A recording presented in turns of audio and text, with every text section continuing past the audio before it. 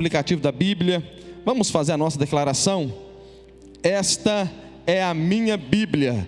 Eu sou o que ela diz que eu sou, eu tenho o que ela diz que eu tenho, e eu posso fazer o que ela diz que eu posso fazer. Hoje eu serei tocado pela palavra de Deus.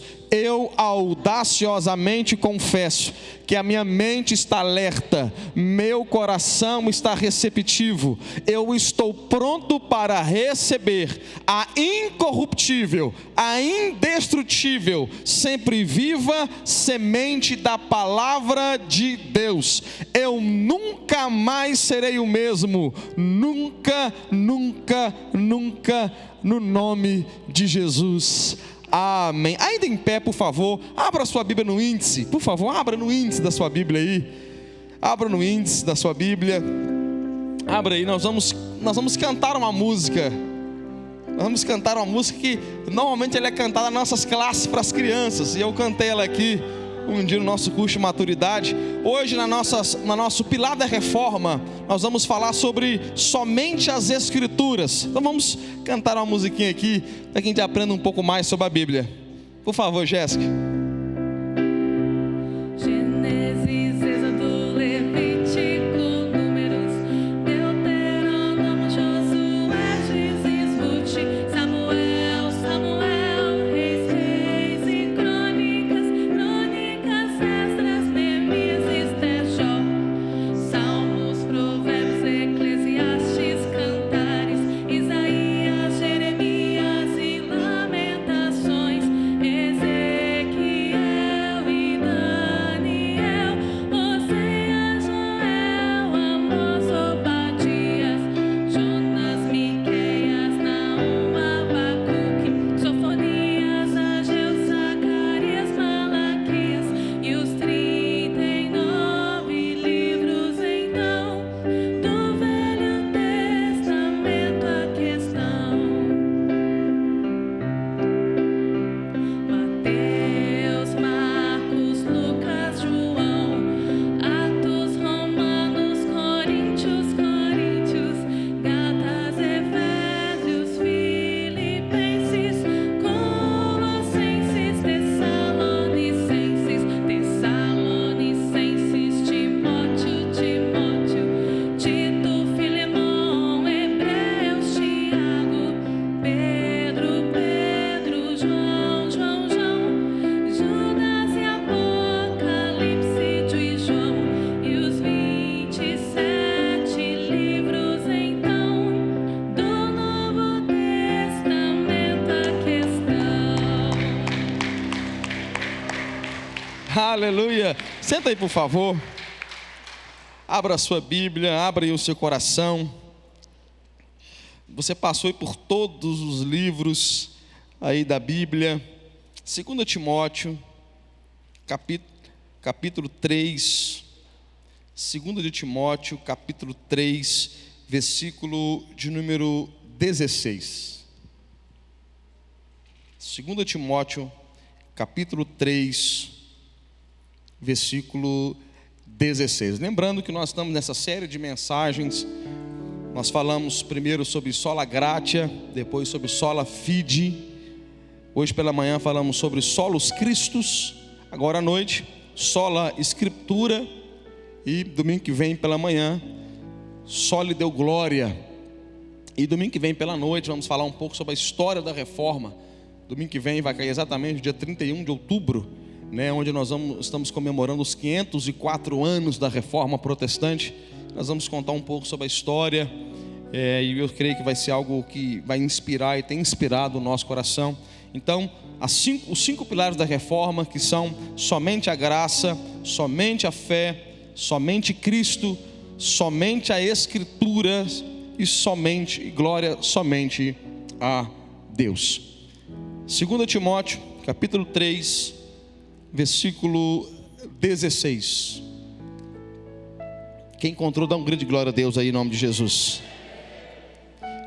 Toda Escritura é inspirada por Deus e útil para o ensino, para a repreensão, para a correção, para a educação na justiça, a fim de que o homem de Deus seja perfeito e perfeitamente habilitado para toda boa obra. Vamos ler novamente? Toda a Escritura é inspirada por Deus e útil para o ensino, para a repreensão, para a correção, para a educação na justiça, a fim de que o homem de Deus seja perfeito e perfeitamente habilitado para toda boa obra. Vamos orar. Pai, fale conosco, que esta não seja uma palavra persuasiva de sabedoria humana, mas em demonstração de espírito e poder, para que a fé dos teus filhos não se apoie em sabedoria humana, mas no poder do Senhor. Espírito Santo, nos conceda todo espírito de sabedoria e de revelação no pleno conhecimento do Senhor. Ilumina os olhos do nosso entendimento. Pai, faz conosco, Senhor, aqueça o nosso coração, assim como os discípulos no caminho de Emaús tiveram o coração aquecido, ardeu o coração na exposição da sua palavra. Faça isso, Pai, que o nosso coração possa arder, ó Pai, enquanto nós ouvimos do Senhor. Ó Pai, nós ouvimos do Senhor as suas palavras, em nome de Jesus. Quem crê nisso, diga amém. Sola as Escrituras, somente as Escrituras. Quando nós olhamos para a Bíblia, eu queria falar um pouco sobre a Bíblia. A Bíblia, a palavra Bíblia vem do grego biblion. Quando nós olhamos para a Bíblia, nós percebemos que a Bíblia tem um só autor. Ela tem um só autor. Deus, nós lemos que Deus inspirou a Bíblia. A Bíblia tem um autor, o Espírito Santo. Deus é o autor da Bíblia. Agora a Bíblia tem cerca de 40 escritores. 40 escritores. A Bíblia foi escrita num período entre 1500 e 1600 anos, do primeiro até o último livro. A Bíblia, é interessante que a Bíblia foi o primeiro livro da história impresso. O ano de 1450, a prensa de Gutenberg na Alemanha, a Bíblia foi o primeiro livro impresso da história humana. A Bíblia também, irmãos, é o livro de mais exemplares no mundo. Há quem diga que 4 bilhões, eu disse bilhões de exemplares da Bíblia foram impressos no mundo. A Bíblia é um livro, irmãos, inerrante, infalível, ou seja, não há dúvida, não há como a Bíblia errar. Nós podemos ter segurança nas Escrituras.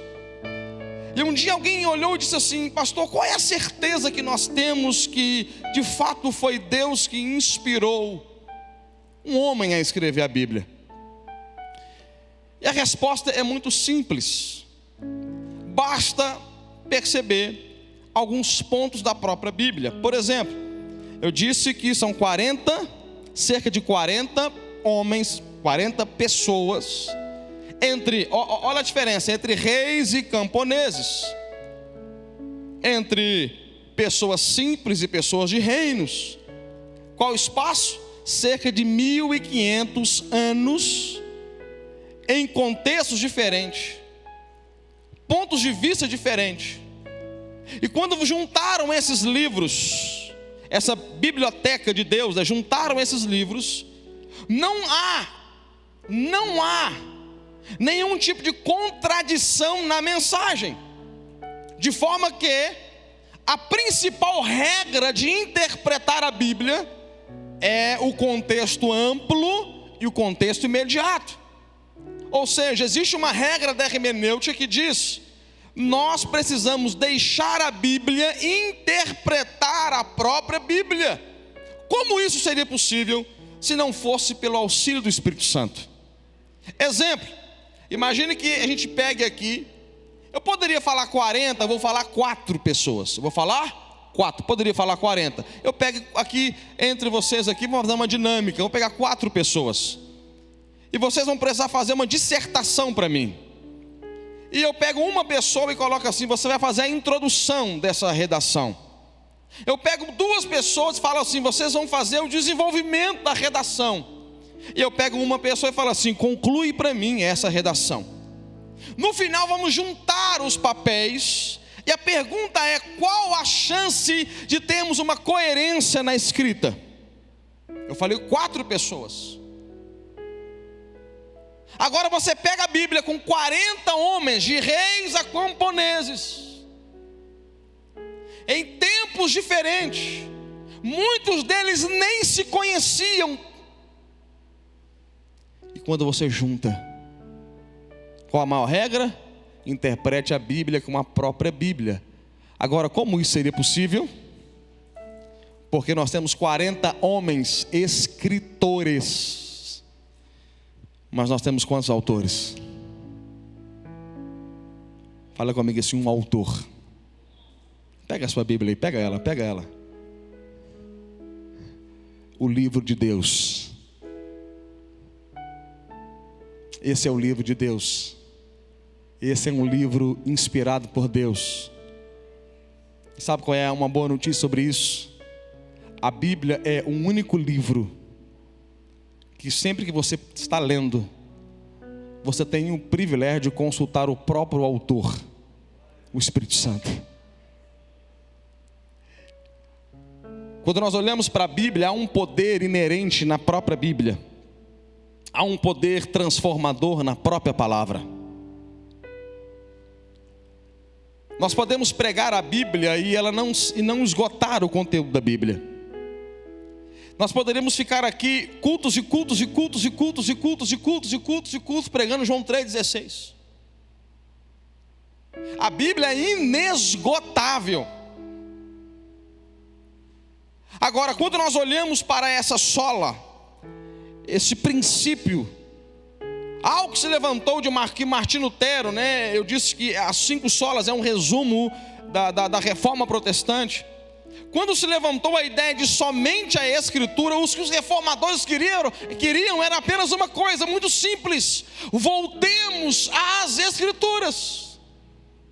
Nós precisamos voltar aos princípios das Escrituras.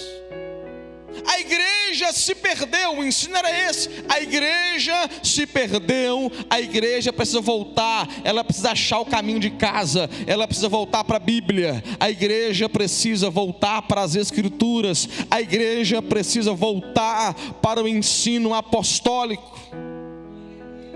Quando começou a pregar, quando os reformadores começaram a pregar, eles queriam uma coisa: a Bíblia é a verdade revelada de Deus aos homens.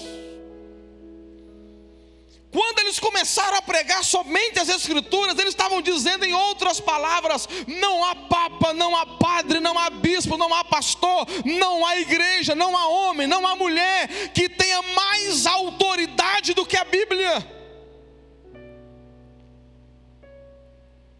A tradição da igreja não é maior do que a Bíblia.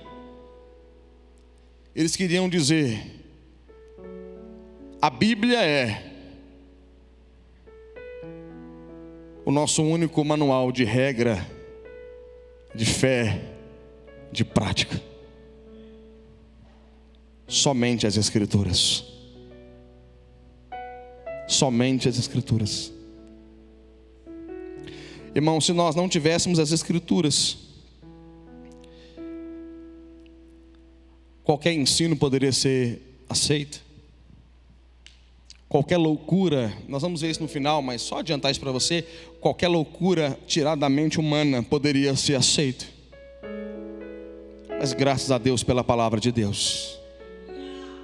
Sabe o que Martinho Lutero tem uma frase sobre isso? Ele disse assim, abre aspas, Martinho Lutero, ele disse assim: todo ensino, ou qualquer ensino que não seja bíblico, precisa ser rejeitado, ainda que faça chover milagres. Eu disse que a igreja ainda está em reforma. Quem pode dizer amém por isso? A igreja ainda está em reforma. Se você encontrar hoje um homem que pregue o que não está na Bíblia, ainda que ele possa ressuscitar um morto, curar as pessoas, fazer fogo descer do céu, se ele não estiver na Bíblia, por favor, rejeita esse ensino. Vocês podem dizer amém por isso? Rejeita o ensino, irmãos. rejeita o ensino. O Lutero dizia isso: todo ensino, todo ensino que não é bíblico tem que ser rejeitado. Nós não podemos, eu estou falando de púlpito, tá, irmãos? Por favor, estou falando de evangelho. Não estou dizendo que você não deva estudar, amém, irmãos? Por favor, não estou dizendo que você não deva conhecer as coisas, conhecer a ciência. Não estou dizendo isso, eu estou falando de evangelho, pregação do evangelho, ensino do evangelho. Todo homem ou mulher que pegar um microfone ou sem um microfone para ensinar algo, e você receber algo que não está nas escrituras, faça um favor para você e para essa pessoa, joga fora. Porque só a escritura tem poder. Só a escritura pode ensinar para nós. Somente as escrituras. Agora, as escrituras também falam sobre isso. Abra sua Bíblia em Gálatas. Vocês estão comigo, irmãos? Estão recebendo essa palavra? Gálatas, capítulo 1, versículo 8.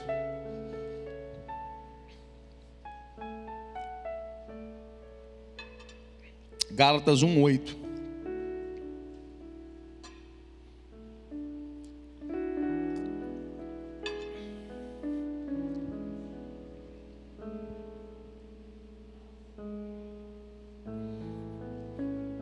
Gálatas 1, 8, diz assim: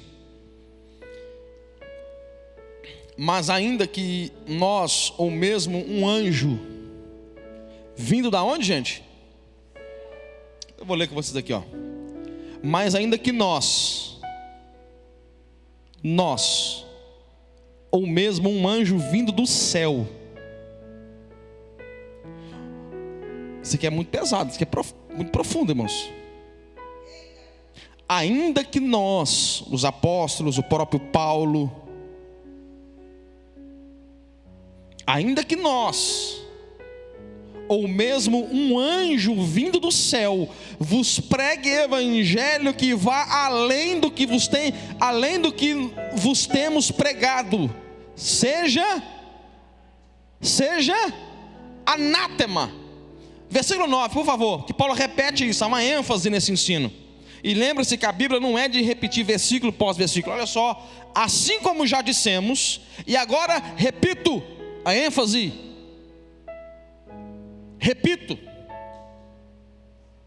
se alguém vos prega evangelho que vá além daquele que recebestes, seja anátema. A palavra anátema pode ser a palavra maldito ou maldição. A versão da Bíblia King James colocou, ao invés de colocar a palavra anátema, colocou a palavra maldito. A nova versão internacional NVI colocou a palavra amaldiçoado. Se alguém, olha o que Paulo está dizendo: se eu, Paulo, os apóstolos, a igreja, vos pregar evangelho que vá além, escute, não é nem outro evangelho, não é nem um falso evangelho, não é nem uma seita, uma religião falsa, paralela, não é isso que está dizendo. É se alguém ir além da Bíblia, se alguém colocar, não, eu vou acrescentar ao evangelho, eu vou aumentar aqui alguma coisa, não, eu acho que o evangelho tem que ter mais do que isso. Se alguém aumentar, se alguém tentar inventar moda, seja anátema, seja maldição, seja amaldiçoado. Estão comigo? Quem está dizendo é a Bíblia. A palavra de Deus está dizendo isso. Há uma maldição do ensino que não é o ensino das Escrituras. Quando Paulo fala assim, gente, escuta isso: se eu mesmo, ou um de nós, pregar o evangelho que vai além, sabe o que está dizendo? Há uma possibilidade de um homem se corromper. Sim ou não? Há uma possibilidade de homens se corrompem. Até porque nós já ensinamos que os apóstolos não se consideravam deuses, pessoas especiais. O apóstolo Paulo falou de si mesmo em Atos: nós somos homens sujeitos às mesmas paixões. Deus, quando foi falar de Elias, em Tiago falou assim: Elias era homem sujeito às mesmas paixões e tentações. Homens podem corromper. E homens se corrompem e junto corrompe o ensino. Posso abrir um parênteses? Exemplo. Eu posso ensinar contra o divórcio. Eu posso ensinar que Deus abomina o divórcio, usar a Bíblia para fazer isso. E no momento que eu precisar divorciar, eu coloco uma lupa e faço uma releitura do texto. Estão entendendo o que eu estou dizendo ou não? Sim ou não? Homens podem fazer uma releitura. Então Paulo está dizendo assim: ainda que nós pregue outro evangelho, ou que vá além, seja amaldiçoado, seja anátema. Aí ele fala assim: ainda que um anjo do céu. Imagina, apareça para você, irmãos, um anjo do céu. Um anjo, asa, branco, sei lá. Apareça para você. E começa a conversar com você, um anjo. Eu vim do céu. Vou te provar que eu vim do céu. Faça um milagre. Aí faz um milagre. E chega para você e fala assim: não, mas negócio de Bíblia, negócio de igreja, está tudo errado. Eu vou te ensinar o que Deus quer.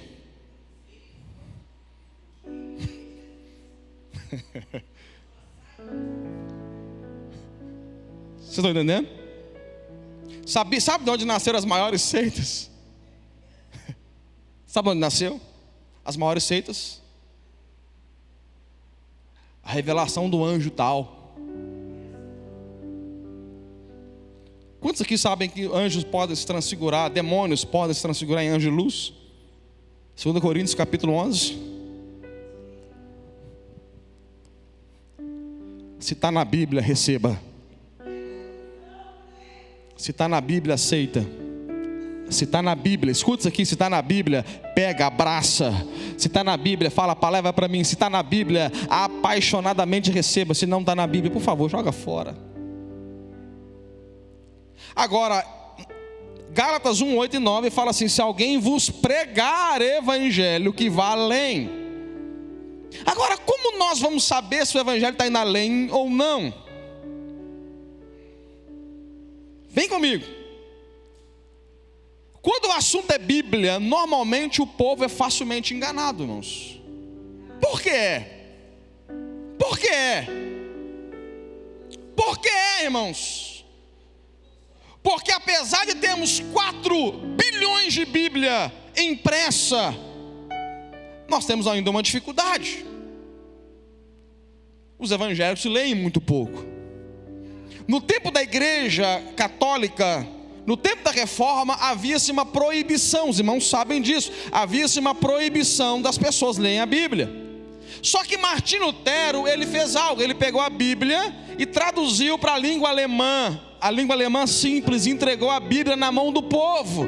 Talvez fosse a maior conquista da reforma, entregou um exemplar da Bíblia na mão do povo. Então agora o povo pode fazer uma coisa tremenda, uma coisa linda, uma coisa maravilhosa. O que, pastor? Conferir. Fala comigo assim: eu posso. Fala, eu posso. Fala, eu tenho o direito de conferir. Fala, de conferir, de examinar tudo aquilo que eu escutar alguém pregar. Abra aí em Atos 17, versículo 11. Porque a responsabilidade não é só de quem prega, a responsabilidade é de quem ouve. Atos capítulo 17, versículo 11.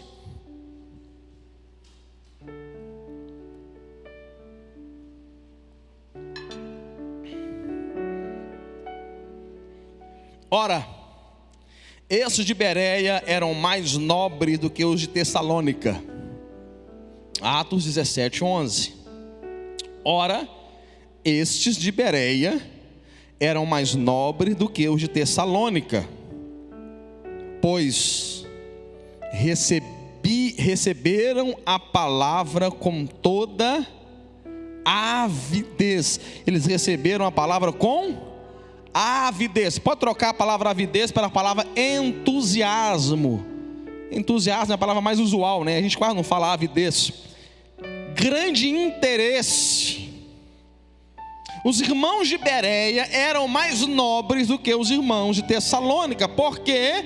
Porque eles receberam a palavra com grande entusiasmo, com avidez. Um povo que ama a palavra, um povo que recebe a palavra com avidez, um povo que recebe a palavra com entusiasmo. Irmão, deixa eu contar um testemunho aqui. Eu me lembro, um amigo me convidou, o Marcelo, não sei se ele está com a gente aí, o Marcelo, lá de Minas, hoje um grande pregador da palavra, um dos homens que mais se conhece de Bíblia, que eu conheci pessoalmente. Um dia ele me fez um convite, a gente novo convertido, ele me fez um convite, falou: Nilson, vamos estudar a Bíblia. Eu falei: onde é? Ele falou assim: ó, lá na Assembleia de Deus, Templo Central da Assembleia de Deus em Belo Horizonte. Era de 8 da manhã às 5 da tarde o ensino, irmãos. Íamos para lá. Tula lembra, cadê a Tulinha? Arrebatada não foi, que eu estou aqui ainda, Jesus. E sou mais santo que ela. 8 às 5. 8 da manhã às 5 da tarde. E os irmãos vibrando, o quadro, e os irmãos olhando regalado. Versículo de cor. E talvez aquele ambiente, irmãos, de pessoas simples, gerou uma vontade muito grande no meu coração de receber a palavra com avidez. A Tula lembra, eu falava: Tula, eu não vou faltar de culto, eu não falto de culto. Porque eu falava para mim mesmo, eu não sei que dia que o pastor... Antes a gente não tinha tanto acesso a YouTube, né? Os irmãos lembram disso, eu não sei como funcionava muito. A gente não tinha acesso, a gente tinha de comprar o DVD depois, vocês lembram disso? A gente tinha de comprar o DVD, era difícil o acesso. Eu falava assim: Tula, a gente não sabe que dia o pastor vai repetir essa pregação de novo, eu não vou faltar o culto. Porque nós precisamos ser educados a uma coisa: receber a palavra com avidez, entusiasmo, alegria. Quantos aqui amam a palavra de Deus?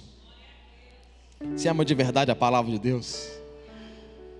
Cara, como é gostoso a gente aprender da Bíblia. Como é bom a gente aprender da Bíblia. Eu lembro, irmãos, uma época da nossa vida, eu passando uma grande crise financeira. Grande crise.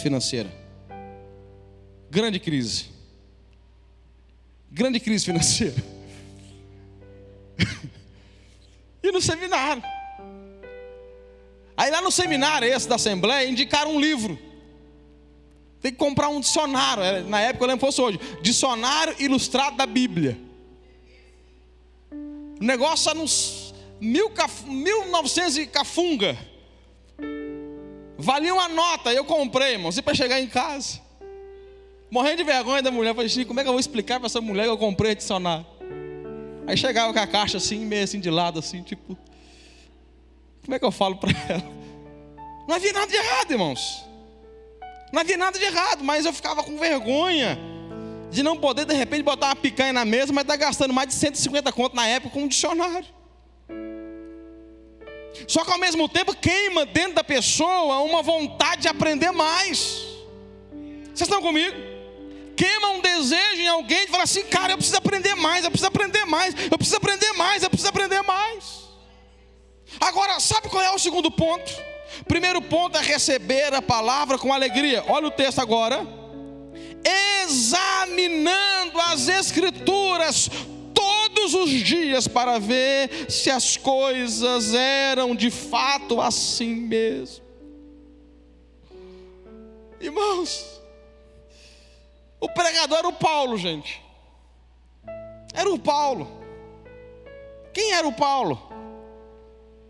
O maior pregador que só perdia para Jesus. O homem com maior revelação bíblica.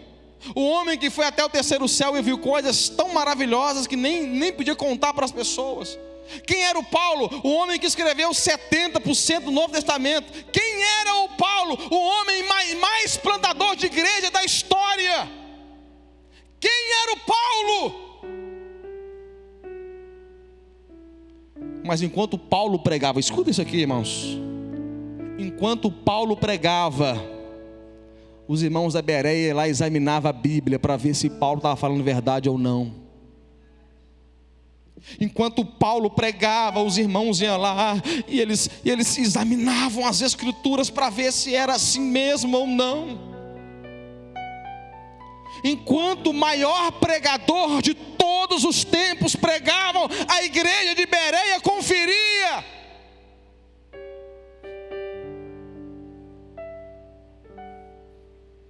E sabe qual que é o problema da igreja? Nós engolimos qualquer coisa sem de fato consultar. YouTube é muito bom, igual eu falei, glória a Deus pelo Google, né? Hoje você dá um Google. Eu precisava comprar dicionário, hoje você dá um Google.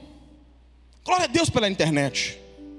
Glória a Deus pela internet. Glória a Deus pela internet. Mas qual é o problema da internet? A internet deu voz para quem não deveria ter voz, não naquele momento. A internet fez qualquer pessoa gravar um sermão, e se tiver um pouco de influência, viraliza um sermão, por pior que seja. A internet fez qualquer pessoa pegar qualquer ensino e um pouquinho de dinheiro para impulsionar, faz viralizar no mundo inteiro. E as pessoas, elas comem. Agora, quando você come uma comida ruim, ela vai fazer duas coisas: ela te mata ou ela te faz passar mal. E sabe o que me assusta? Lembra que eu falei, nós precisamos reformar, estamos em reforma? Sabe o que me assusta? As pessoas com maior número de visualizações são as pessoas com o pior sermão. Eu falo teologicamente, irmãos. Eu falo base teológica. Eu falo ensino de verdade.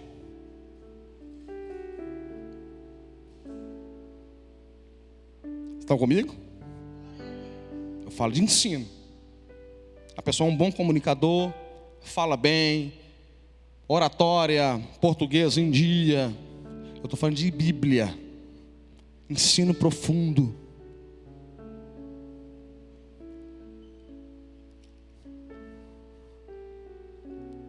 Eu me lembro que quando eu me converti, eu fui elogiar um irmão, né? Eu novo comecei a elogiar um irmão que estava pregando. E eu estava elogiando mais a performance do que eu não entendia muito, mas o irmão, ele tinha uma forma muito, ele gritava muito. O irmão maduro olhou para mim e falou assim: Nilson, um dia você vai descobrir o que é um sermão de verdade. E não era um julgamento, por favor, não era um julgamento. Era um ensino para um jovem evangélico, de alguém mais maduro. Sabe o que nós precisamos, irmãos? De bocotó de Jesus, de feijoada, de um feijão tropeiro de Jesus. Precisamos de uma rabada. Vocês estão comigo? Vocês estão comigo? Eu creio que a igreja precisa voltar para as Escrituras. E esse era o grande ensino. Abra sua Bíblia, 2 Timóteo capítulo 3. Vamos terminar.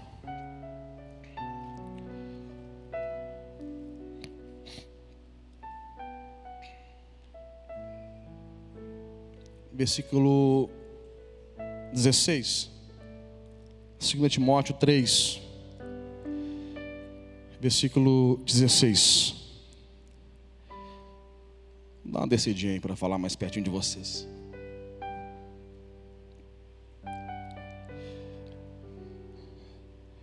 Toda a Escritura é inspirada por Deus. É útil para o ensino, para a repreensão, para a correção, para a educação na justiça, a fim de que o homem de Deus seja perfeito e perfeitamente habilitado para toda boa obra. Capítulo 4, versículo 1. Lembrando que a Bíblia no início não era separada em capítulos e versículos, amém? Então, só voltando aqui aos bereanos, os bereanos, quando iam conferir, eles não tinham referência de capítulos e versículos, eram rolos tornava a coisa mais difícil. Mas vamos voltar aqui. Então, o texto é um só. A separação de capítulo veio depois. Então, vamos continuar lendo. Conjuro-te perante Deus e Cristo Jesus, que há de julgar vivos e mortos pela sua manifestação e pelo seu reino. Prega. O que está aí? Prega. O que está aí, irmãos? Prega. Prega.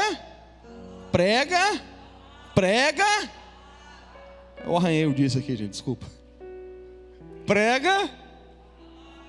Prega a palavra. Insta, quer seja oportuna, quer não. Essa palavra na revista corrigida é em tempo e fora de tempo.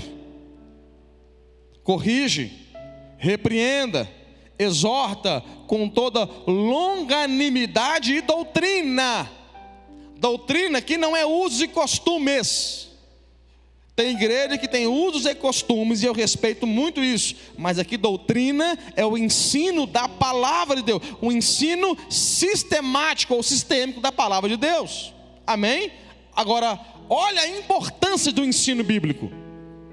Olha a importância de termos uma sola, um pilar da reforma, só a Escritura. Olha a importância de pregar a Escritura. Pois haverá tempo em que não suportarão a sã doutrina. Haverá tempo em que não suportarão a sã doutrina. Pelo contrário, cercar-se-ão de mestres segundo as suas próprias cobiças, como que sentindo coceiras nos ouvidos, e se recusarão a dar ouvidos à verdade, entregando-se a fábulas. Tu, porém, sê sóbrio em todas as coisas, suporta as aflições, faz o trabalho de evangelista, cumpre cabalmente o teu ministério. Haverá tempos, e esse tempo chegou. Não chegou hoje, ele chegou de alguns anos atrás, de alguns milênios atrás. Haverão tempos em que não suportarão a sã doutrina, mas eles iriam levantar mestres segundo a sua própria cobiça. A pregação do evangelho iria fazer coceiras nos ouvidos, e os homens iam se interessar mais por fábulas do que pela palavra de Deus.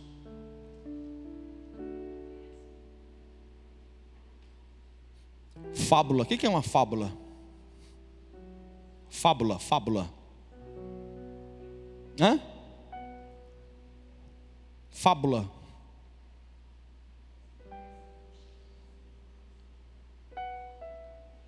Tem muita gente criando invenções da cabeça, irmãos. Ideias, criatividades. Eu fico até impressionado com a criatividade das pessoas.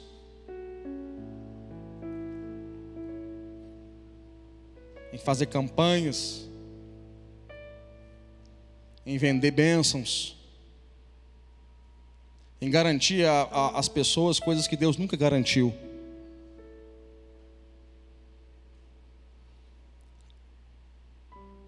Sabe o evangelho que as pessoas gostam? Sabia que o ser humano tem um negócio chamado gato, que eles usam, hoje a palavra está na moda, gatilho emocional? Sabiam disso? Vendedores de internet usam isso demais. Eles oferecem o que a cobiça da gente já quer. Qual ser humano que no fundo não quer prosperar, não quer ficar rico, não quer... Qual? De coração, não é de boca. Ah, pastor, eu só quero comer um pão hoje, não sei se eu vou comer amanhã. E de boca é fácil, eu quero falar de coração. Alguém que não quer crescer, não quer prosperar, não quer ter o melhor carro, não quer ter a melhor casa, não quer ter a melhor empresa. O ser humano tem isso. E toda vez que o ensino fala que você vai crescer, que você vai ser, que você vai fazer, desperta em você um gatilho que você já tem.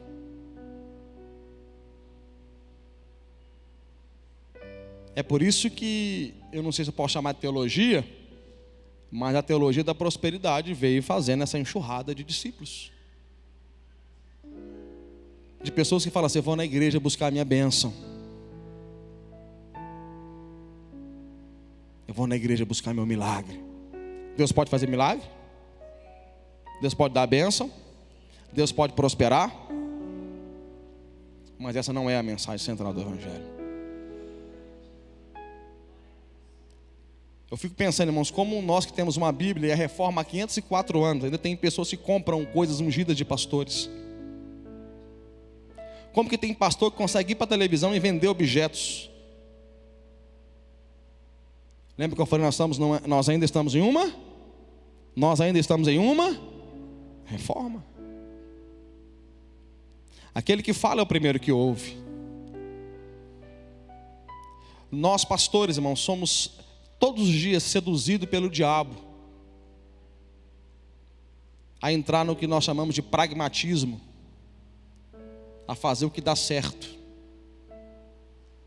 Mas que Deus livre nós, que Deus livre a nossa geração, que Deus livre os nossos discípulos.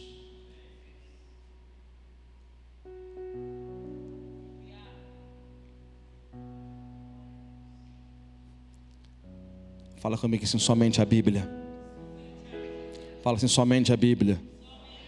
Fala assim: só as Escrituras. Irmãos, por favor, confere que eu prego. Confere que eu prego. Confere que eu prego. Faça isso. Confere. Somente as Escrituras.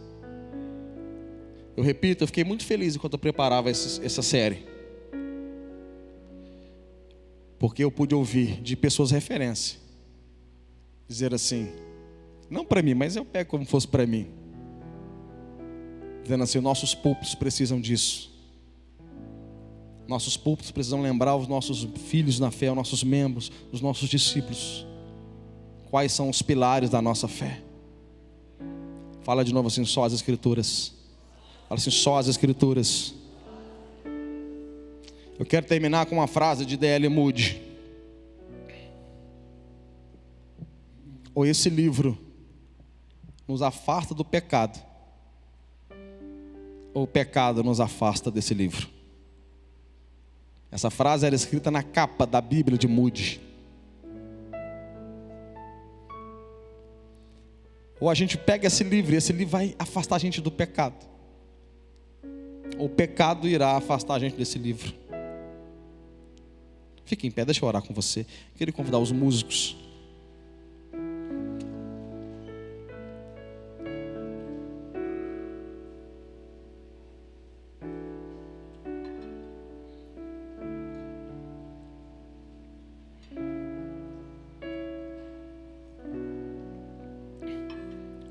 Eu também preciso de reforma, irmãos. Honestamente dizendo, eu quando eu vou ler sobre a reforma, eu entendo que eu faço muito pouco.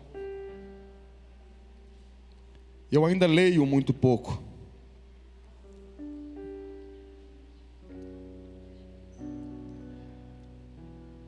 Homens deram a vida, irmãos.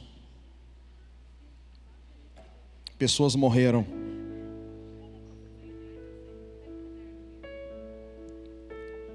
Para que esse livro chegasse nas suas mãos.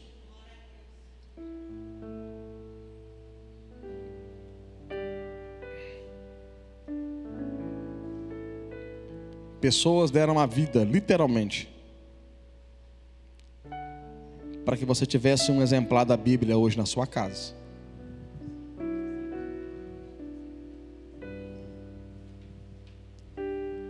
E sabe que é o mínimo que a gente pode fazer como filhos de Deus? Devorar esse livro, comer esse livro, examinar esse livro. Eu termino com uma passagem bíblica e nós vamos cantar e orar. Deuteronômio capítulo 6. Deus falou mais ou menos assim: ouve Israel. 6, acho que versículo 4. Depois você confere.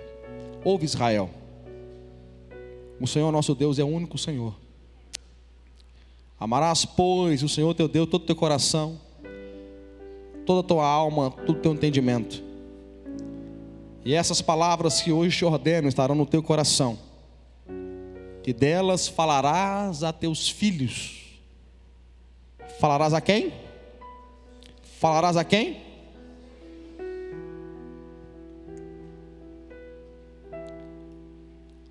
E se você continuar lendo ali, vai ter a palavra assim: encucar. Sabe o que é encucar? Abrir a cuca e colocar dentro.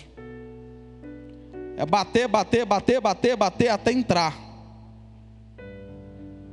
E delas falarás, assentado em sua casa, andando pelo caminho, e ao deitar e ao levantar. E te será por sinal na sua mão, e te será por testeiras ou frontal em seus olhos. Por que Deus mandou ter a Bíblia como uma testeira?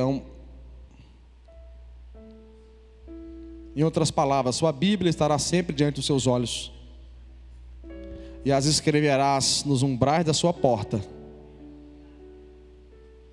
e na sua casa. A pergunta é: por que Deus mandou escrever a Bíblia nos umbrais da porta?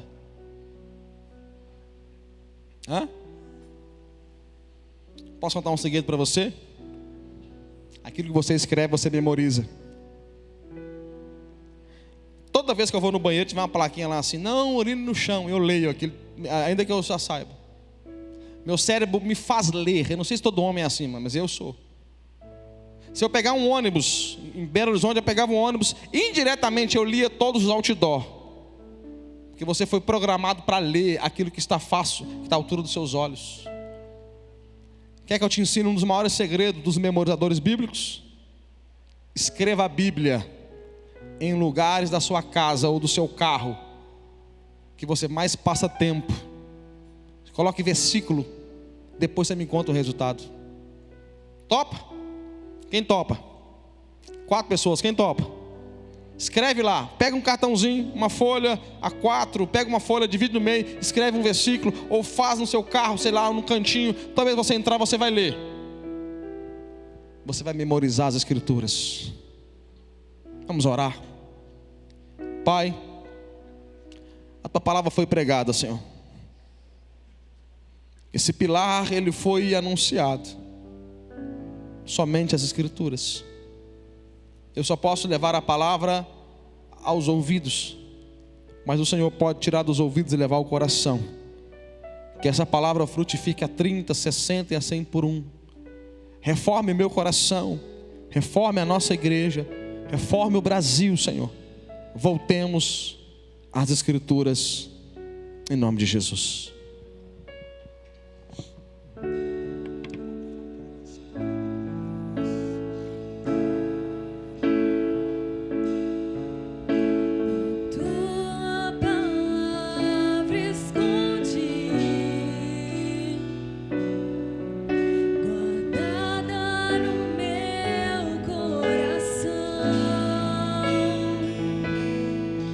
Pra eu não pecar contra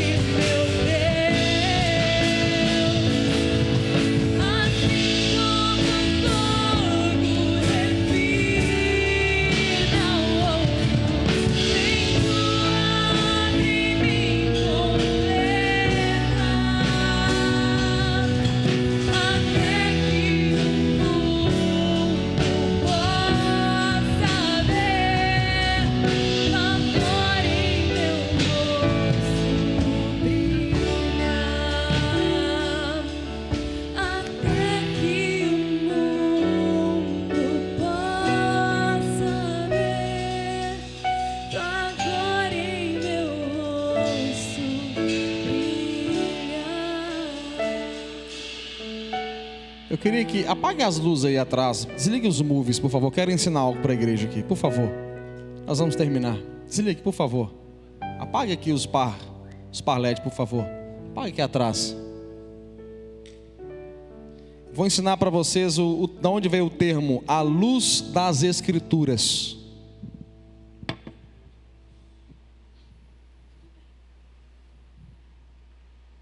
Daqui, irmãos. Daqui veio o termo a luz das Escrituras. Quem já ouviu esse termo? Daqui veio esse termo, a luz das Escrituras. Os irmãos em casa, se não estiver vendo, me perdoe, que eu pedi para apagar as luzes. Aqui veio o termo, as luz das Escrituras. Porque houve um tempo em que pessoas, para conferir, eles iam para as cavernas. A única coisa que tinham no escuro era uma lamparina, uma vela e a sua Bíblia. E quando eles ouviam algo, eles traziam a luz, no breu, no escuro, eles traziam a luz para perto da Bíblia, para que eles pudessem conferir ou ler aquilo que as Escrituras estavam dizendo. Muito obrigado, pode acender. Fala assim, hoje é mais fácil para mim, pastor. Vamos embora, vamos fazer a última oração. Você pode pôr a mão no teu coração. Eu não posso despedir você sem antes orar. Eu queria que você colocasse a mão no todo o teu coração. Se você puder fechar os seus olhos. Eu vou orar, você vai orar após mim. Eu apenas vou me identificar com você. Nós vamos nos identificar uns com os outros. Ora assim, Senhor Jesus, eu abro o meu coração e eu reconheço que sou pecador e não posso salvar a mim mesmo, mas arrependido, eu te confesso como meu Senhor e meu Salvador. E eu, Jesus, que havia me desviado, arrependido eu volto, na certeza que o Senhor me recebe de volta. Eu quero fazer essa última oração, eu vou orar por você, e você que pela primeira vez orou dizendo, Jesus, entra na minha vida.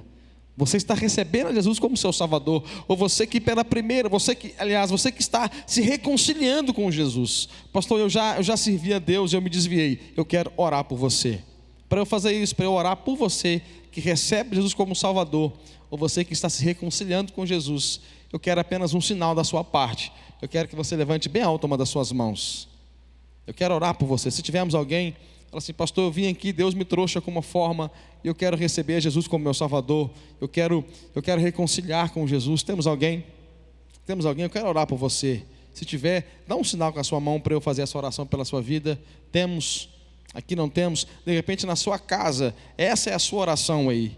Essa é a sua oração.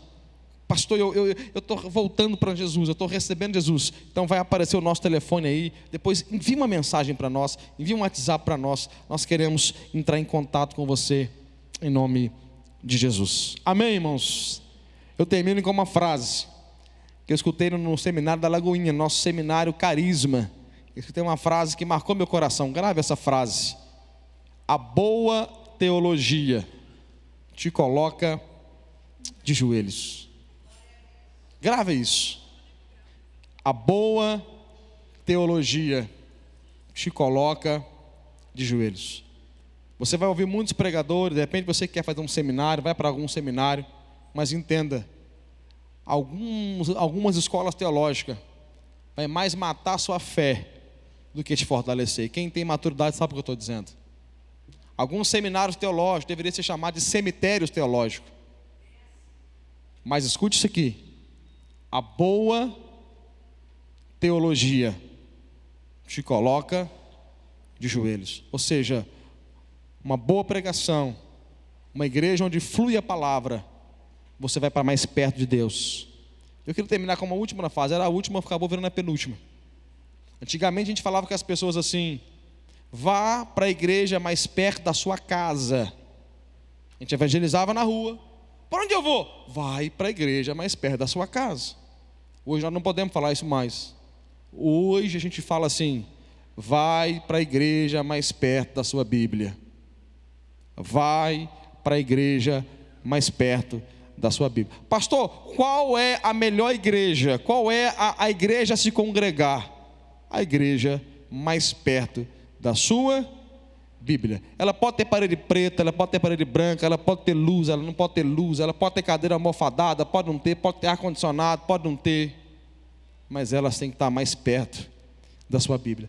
Pastor, estou mudando de promissão, pastor, vou para uma outra cidade. Qual igreja se congregar? Congrega na igreja mais perto da sua Bíblia, em nome de Jesus.